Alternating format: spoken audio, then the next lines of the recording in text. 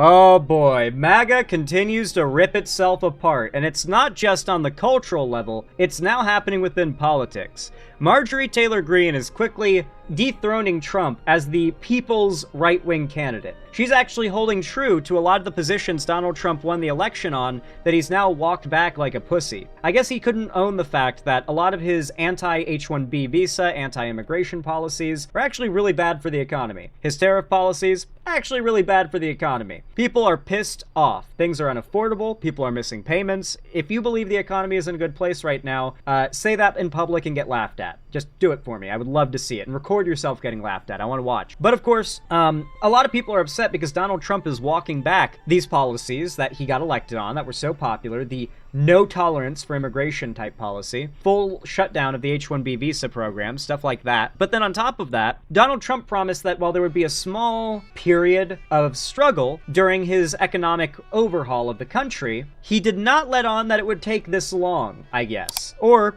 as most people are coming to the conclusion to, it's not coming. The economic upturn is not coming if Trump keeps doing the things he's been doing. And so people are pissed at Trump. MAGA is pissed at Trump. And it extends as far as populist candidates in the Republican Party that are now turning against him. Notably, Marjorie Taylor Greene has held strong on being against H-1B visas, being fully against any American money going to Israel, etc., etc. And because of this, I mean, a lot of Trump's biggest fans are now calling themselves Marjorie Taylor Greene fans. And meanwhile, lawmaker Marjorie Taylor Greene is blaming Trump for threats against her after their big split. The fighting is not coming to a stop anytime soon, it would seem. Republican lawmaker Marjorie Taylor Greene accused U.S. President Donald Trump on Saturday of putting her life in danger, saying his online criticism has triggered a wave of threats against her. Greene, once a longtime Trump loyalist who has more recently taken positions at odds with the president, said she has been contacted by private security firms warning about her safety. Aggressive rhetoric attacking me has historically led to death threats and multiple convictions of men who are radicalized by the same type of rhetoric being directed at me right now. Greene, a U.S. House of Representatives member from Georgia, wrote in a post on X, this time by President of the United States. Trump broke with Greene on Friday night in a withering social media post in which he referred to Greene as wacky and a ranting lunatic who complained he would not take her calls.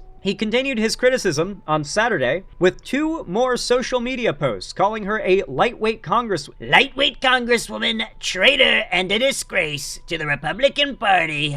Greene says Trump's aggression fuels radical internet trolls. In her first response posted on Friday, Greene accused Trump of lying about her and trying to intimidate other Republicans before a House Representatives vote next week on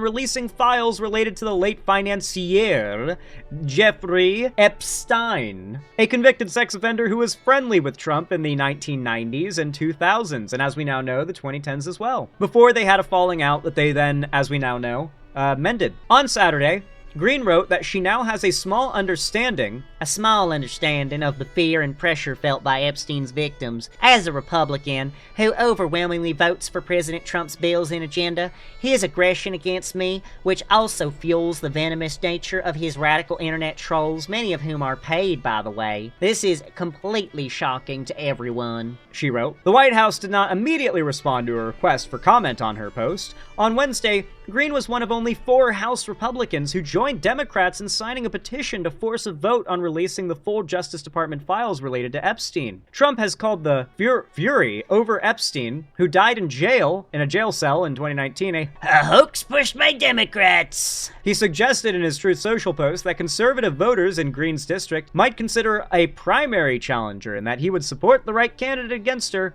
in next year's congressional election. Online backlash from Trump supporters is not unusual. Right-wing influencers and conservative media personalities have become a potent online force in amplifying talking points and false claims, and attempting to discredit Trump's rivals. When even Marjorie Taylor Greene is getting out there to call out Donald Trump, you know that the party is actively failing. There is not a unified front of the right at this moment. You cannot argue this. There is no unified right-wing front. It is falling apart, and this is the perfect time for the left to swoop in and catch that W while the right is down. Kick them while they're down, chat. Kick them while they're down. Keep them down. I actually got a video here from 13 hours ago posted by TLDR News called "Is Trump Losing MAGA?" This should go into a little bit more detail about everything I've been talking about and how, like, legitimately, this isn't like the clickbait that a lot of other lefty channels have been doing for the last year. Look on my channel, you'll see I haven't been doing that shit. This is different. MAGA is actually turning on Trump, and it is nothing like what has happened before. That is what's important. This is literally nothing like anything we've seen before when it comes to MAGA and his supporters. Don't get me wrong, there will always be those that defend him, but it really seems like he's losing substantial chunks of his base supporters, especially like the middle-of-the-road voters who just swung to him in the last election. He's really losing those demographics in great numbers. Like, if it's not Trump that runs in the next election, regardless of what Republican it is, I think they're already cooked. I don't care who we run, it's not going to go well for Trump. Trump returned to office in January. A number of divides have opened up between the US president and his online base. Trump has been mostly able to keep a lid on things, but in the past couple of weeks, the MAGA civil war has once again spilled out in the open, prompting Trump, in a rare rebuke during his recent interview with Fox's Laura Ingraham, to remind her, "Don't forget, MAGA was my idea. MAGA was no one else's idea. I know what MAGA wants better than anyone else."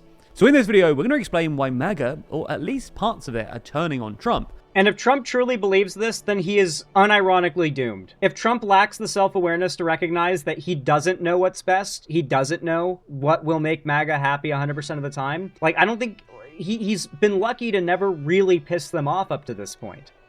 Now he's actually pissed them off, and if he's so narcissistic he doesn't even believe that any of them are mad, if he's unable to accept that a pivot is necessary to upkeep his popularity, then he's doomed. He refuses to recognize his problem. And why things don't look likely to get better anytime soon.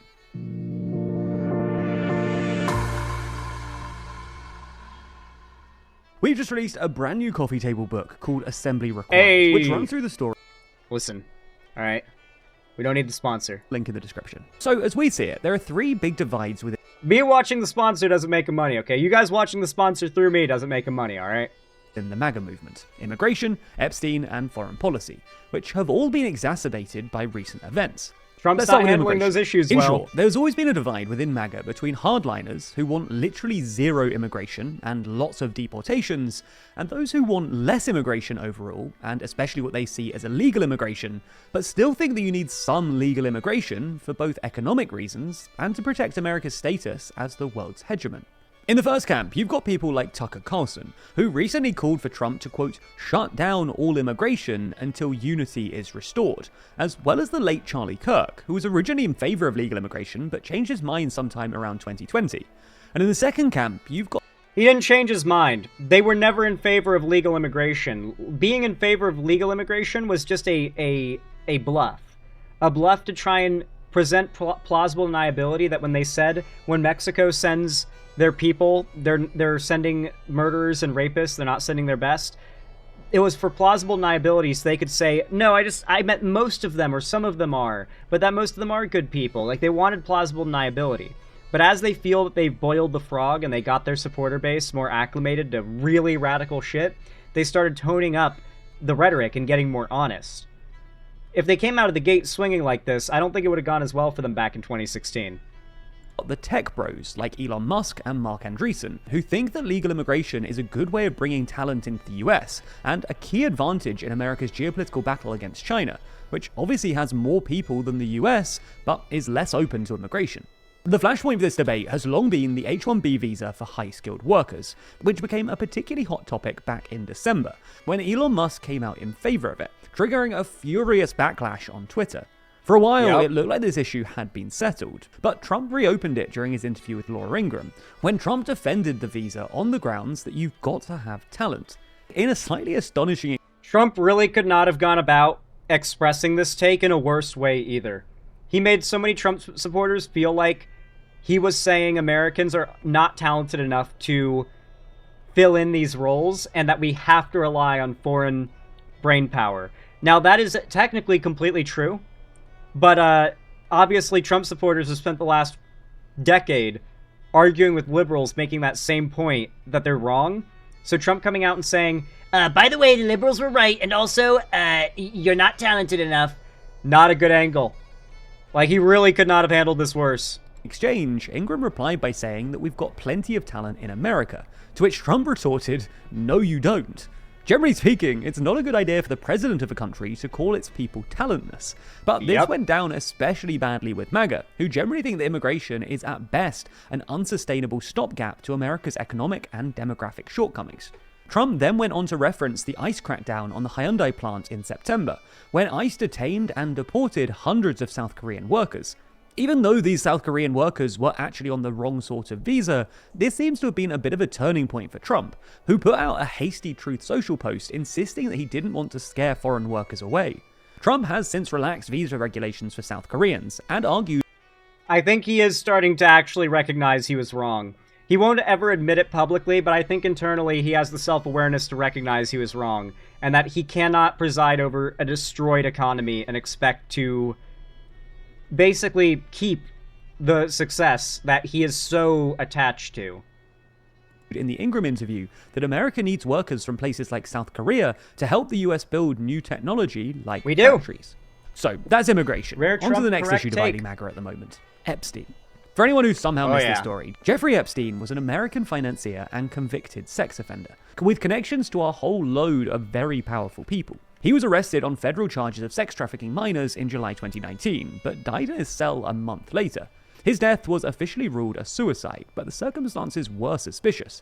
Cameras around Epstein's cell apparently malfunctioned. The two... Let's just be real, though. The biggest suspicious thing is that they said we have footage of Epstein's cell, and then they released footage, and it was not of Epstein's cell. That's fishy as fuck. Guards who were supposed to be on suicide watch failed to check his cell and falsified records to imply otherwise, and his lawyer and brother claimed that there was no indication that Epstein was suicidal. This led to widespread suspicion of a cover-up, and polling suggests that only about 20% of Americans believe the official narrative, with 40% thinking that he was murdered and the remaining 40% unsure.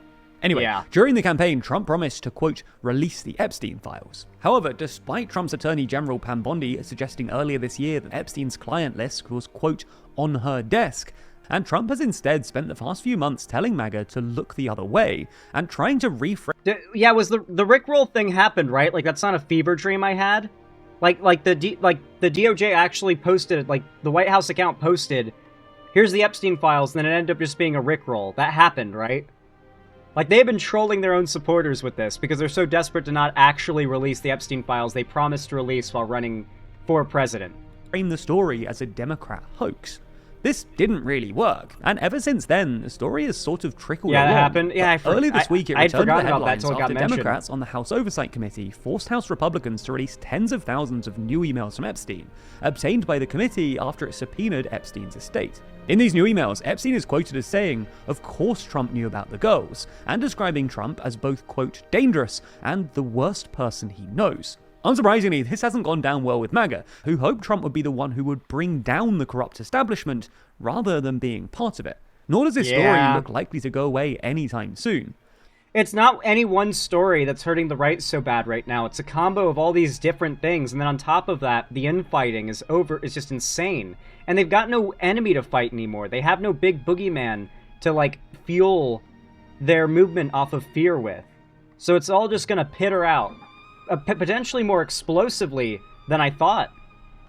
A bipartisan petition forcing the US House to vote on a bill mandating the release of the remaining Epstein files got the necessary signatures on Thursday, which means that it will go to the House for a vote next week. Now, the Republicans currently have a slight 219-214 majority, but it's likely that enough House Republicans will probably vote for the petition in order to take it to the Senate. And the White House's efforts to kill the petition... I believe they have. I believe it's now succeeded, and it's going to happen now, if I'm not mistaken. Correct me if I'm wrong? It's like, it's gone through now? Like, it's been approved? Because like a dozen Republicans jumped on board, because they're wanting to get out ahead of this, because they were informed by the DOJ.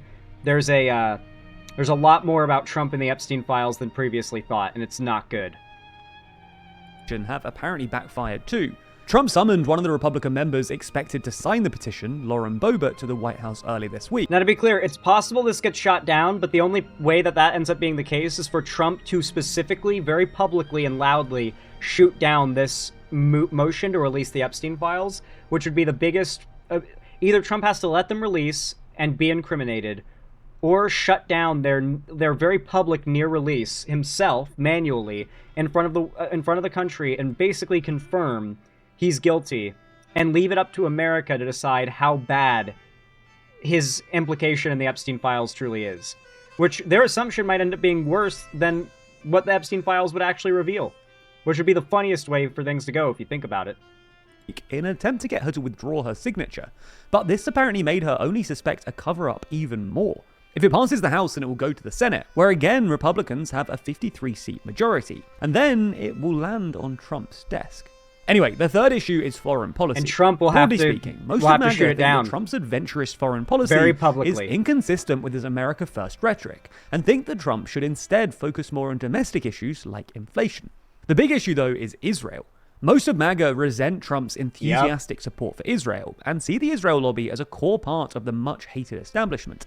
Again, this has been a long-running sore within MAGA, but it's been aggravated by recent events, including Trump's continued interest in invading Venezuela. The GOP's weak results of last week's elections, which Republicans interpreted as yet more evidence that Trump needs to focus on bread-and-butter issues, and the recent interview between Tucker Carlson and Nick Fuentes, a self-described white nationalist who spends a fair bit of his time online railing against, quote, organized Jewry.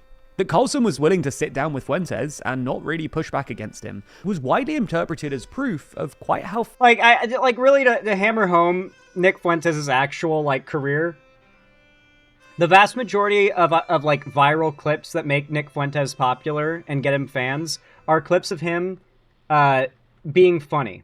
And the being funny in question is usually him just proudly and unashamedly using the N-word. He often uses it with, the soft A. And people, even left-leaning people will watch it and they'll find it funny. And Nick Fuentes, as much as his actual political activism is taking off, let's not delude ourselves into thinking that Nick Fuentes' hard politics is what people watch him for. They watch him for the viral funny clips, the clips of him saying the N-word and using slurs and going fully mask off. That's the shit that people watch him for. Far MAGA as an online movement has moved against Israel, and how far apart it has come from Trump on this issue. By now, you've probably heard all about this story online, but depending on where you read about it, you might have heard a completely different side of the story. So, yeah, I talked about this yesterday, by the way. Trump is trying to retaliate right now by demanding an investigation into Bill Clinton's implications in the Epstein files. Just Bill Clinton. Just only Bill. Only Bill. Big, beautiful Bill. How are you supposed to know what's real and what's being fabricated by one side or the other? Well, this week we're lucky enough to be sponsored by Ground News. No! God damn it, Ground News! Everywhere I look, I see his face. Fuck. I'm mostly joking. I'm sure Ground News is good. Maybe one day I'll get a Ground News subscription. Maybe I'll fall to the evil of Ground News someday. Big, beautiful Bill. Anyway, folks. If you ended up enjoying this segment, you liked what I had to say, you feel like you got the news, leave a like, a comment, and a hype. It really does help to boost the video and the channel and the algorithm. I appreciate it immensely. And of course, if you want to see more from me, don't forget to subscribe. Hopefully I see you guys again in the next video.